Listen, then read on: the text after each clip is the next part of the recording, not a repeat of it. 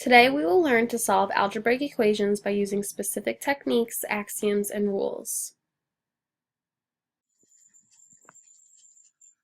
Before we can solve equations, we must know how to simplify expressions.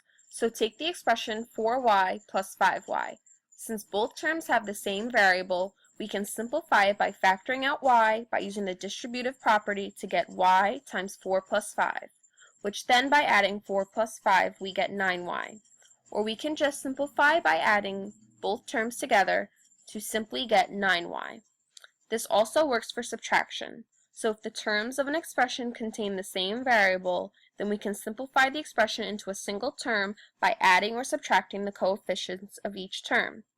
Look at the subtraction example we have here, 5y minus 3y. Since both terms contain the same variable, we can just subtract the two terms and get 2y. This process is called combining like terms.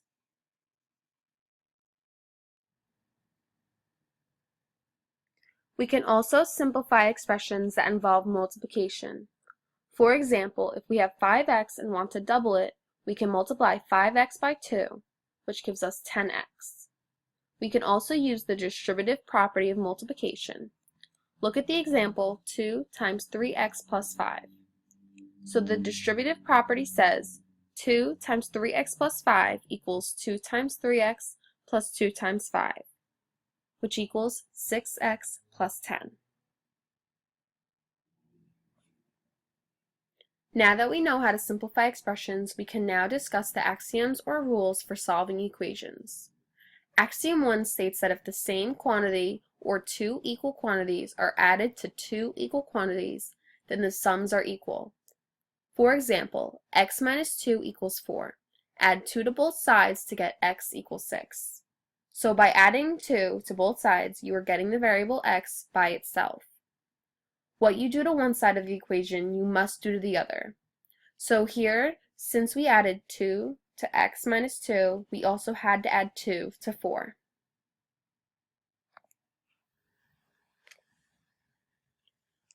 Axiom 2 states that if the same quantity or two equal quantities are subtracted from two equal quantities, then the remainders or differences are equal. For example, y plus 3 equals 5. Subtract 3 from both sides to get y equals 2.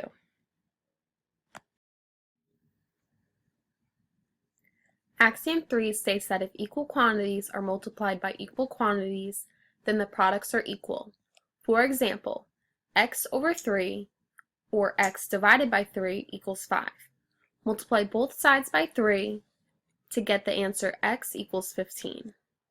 We know to multiply by 3 because it is the inverse operation to the original equation.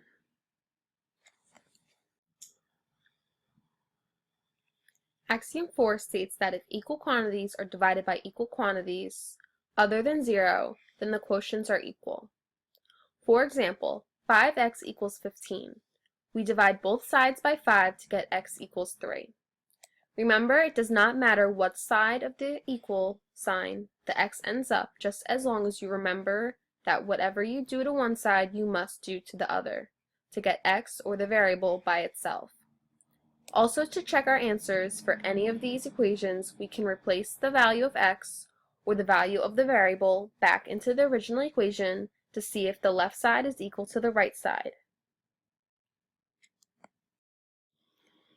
Here are some key steps to solving any equation. All steps may not be used depending on the equation. Here is an equation with multiple steps.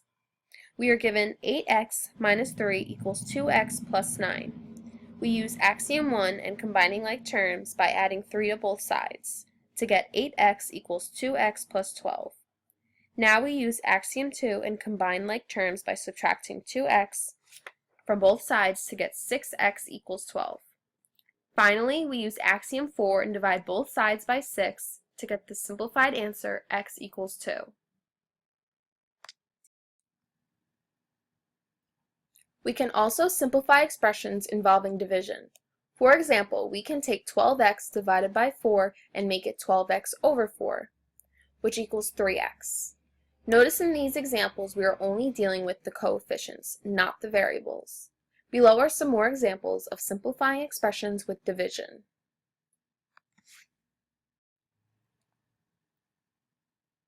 We can use what we learned to solve formulas as well. People who own businesses can use a formula to figure out how much profit they have made or how much they need to sell an item for. The formula P equals S minus C, where P equals profit, S equals selling price, and C equals production cost. If we wanted to figure out how much an item is sold for, all we need to do is manipulate the formula. If we take P equals S minus C and we add C to both sides by using the rules of axiom 1, we get P plus C equals S. So when we simplify the selling price, or S, it equals profit plus production.